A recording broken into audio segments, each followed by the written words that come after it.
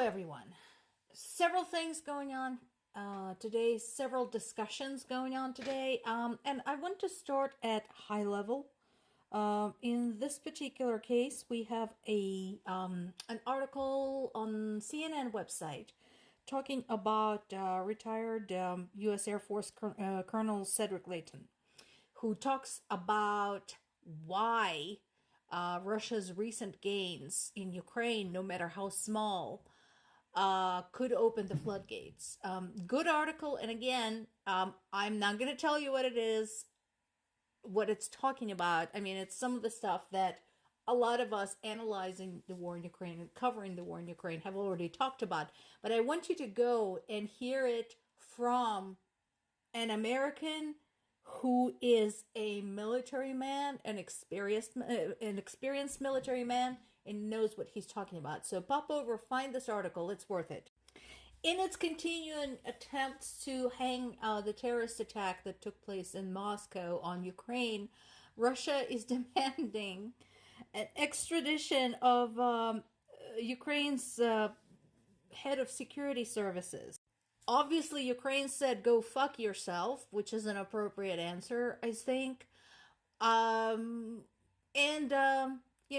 it be so fun if, in exchange, Ukraine demanded an extradition of everyone from Russia guilty of killing civilians? Ooh, that would be an awful lot of people, wouldn't it? I mean, Ukrainians already freed Russia of the need to extradite some of them because they killed them as part of the war action. But I'm just saying, let's make this even. Let's have some equality here, some equal opportunity extraditions, eh? This is important once again. The war in Ukraine just refuses to stay in Ukraine. There's still a lot of questions about the sudden huge escalation in the Middle East between Israel and Gaza in October. And it's very possible that Russia had their finger in that particular pie as well, since they're huge friends with Hamas. So much so they regularly host them as guests in Moscow and had condolences from them when the terrorist attack happened. So there's that. But it's not at all surprising that they would try and destabilize situations in other, shall we say, uneasy places around the world, particularly close to Ukraine, to distract people from what they're doing in Ukraine. In this particular case, we're talking about the Balkans. And one of the things they said, so this is a good article talking about, what they're doing and how, it's their usual bullshit, misinformation, espionage, etc., etc.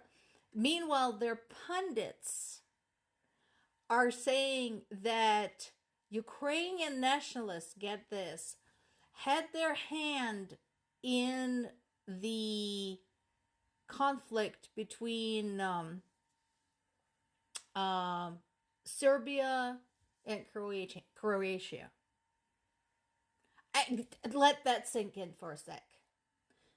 If you don't remember what took place then, look it up. I know it's now seems like ancient history. It was only, less than a couple of decades ago. But yeah, look it up. Look Bosnia-Herzegovina. Look how that came about.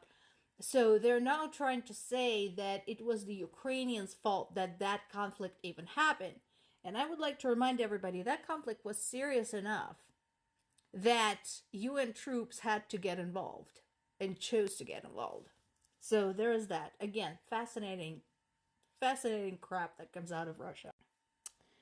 Norway is following Denmark's suit and beefing up its army, and they're correct. Again, listen to people who have had experience with Russia. Scandinavia has history with Russia, and that's not good history. Ask them. Watch what they're doing. Listen to what they have to say. This is not a joke. And I agree with their defense minister who said that we need to have enough people with the right skills at the right time.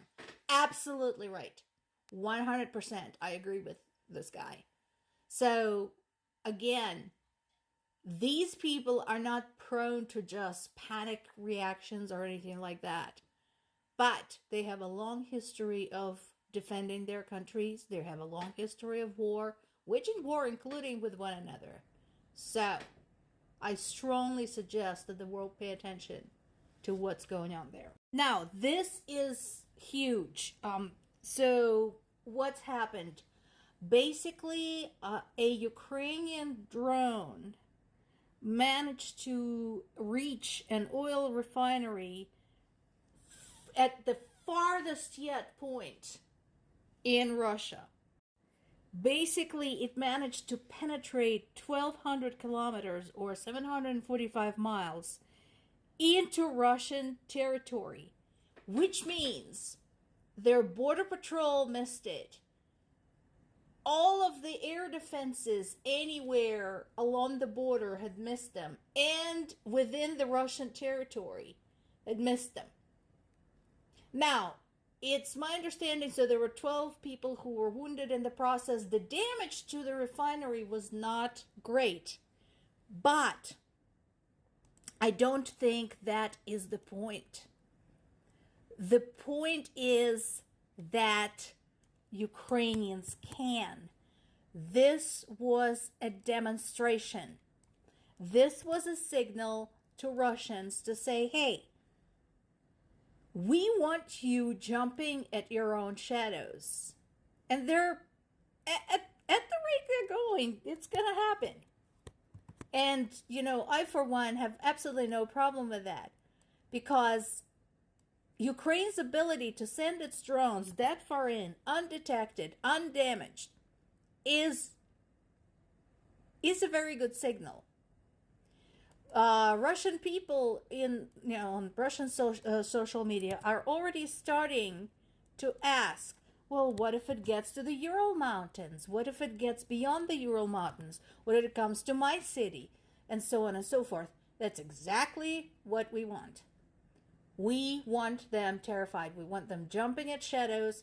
We want them nervous. Because so far, basically, Ukrainian drones have been almost supernaturally amazing when it comes to being not detected and not shot down.